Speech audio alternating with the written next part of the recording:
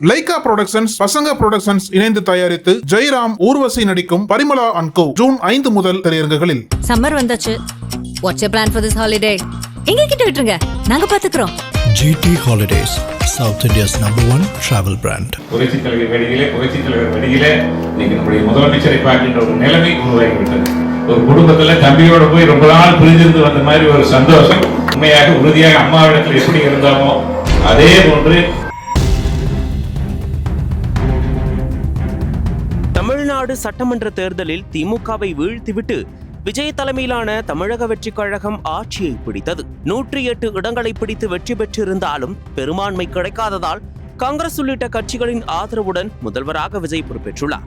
இது ஒருபுறம் என்றால், தமிழகத்தை அதிக முறை ஆண்ட அதிமுக தற்போது 3வது இடத்திற்கு தள்ளப்பட்டிருக்கிறது. அத்தோடு மட்டுமின்றி பொதுச் செயலாளர் எடப்பாடியின் மீது உள்ள அதிருப்தியால் தொடர்ந்து பிளவுகளை சந்தித்து வருகிறது.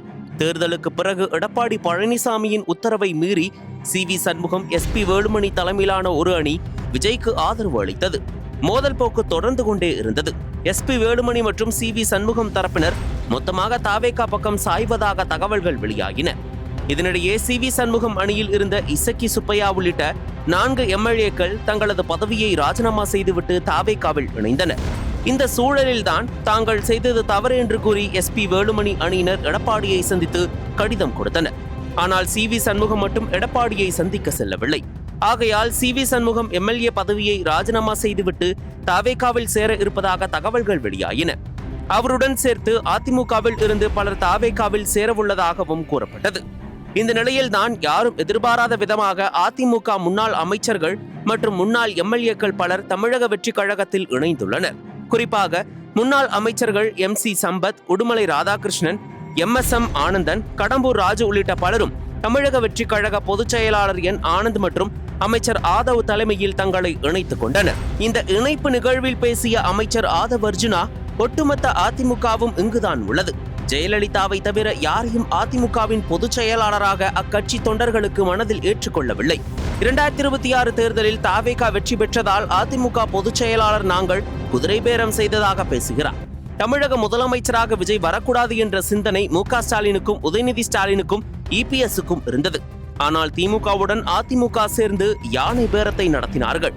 அதனை தமிழக மக்கள் புறக்கணித்தார்கள். முன்னாள் அமைச்சர்கள் கடம்பூர் ராஜு, உடுமலை ராதாகிருஷ்ணன், திமுகவிலிருந்து முன்னாள் MLA கருணாநிதி உள்ளிட்டோர் வந்துள்ளனர்.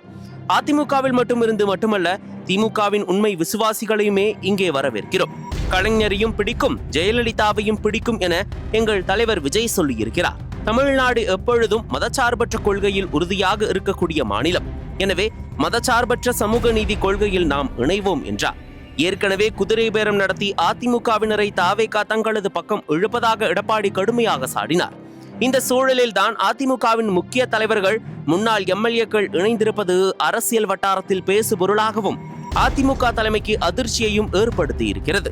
இதனிடையே கட்சியில் இணைவதற்காக காலையிலேயே தாவேகா தலைமை அலுவலகம் வந்த முன்னாள் அதிமுக மாஜிகளும் அவரது ஆதரவாளர்களும் சுமார் 2 மணி நேரத்திற்கும் மேலாக சாலையிலேயே காக்க வைக்கப்பட்டு அதன் பின்னரே உள்ளே அனுமதிக்கப்பட்டதாக கூறப்படுகிறது. நக்கீரன் டிவிக்கு சப்ஸ்கிரைப் செய்யுங்கள். உங்கள் ஆதரவே எங்கள் பலம். ஆசிரியர்களுக்கு நண்பனாகவும் மாணவர்களுக்கு ஆசானாகவும் திகழும் தேர்வு வழிகாட்டி. ஒவ்வொரு பாடத்திற்கும் அனுபவமிக்க ஆசிரியர்களின் துல்லியமான தெளிவான விடைகள். CNC இருக்கு, தேர்வு பயம் எதற்கு? இது தீரன் பப்ளிஷிங் ஹவுஸ் விற்பனை வெளியீடு.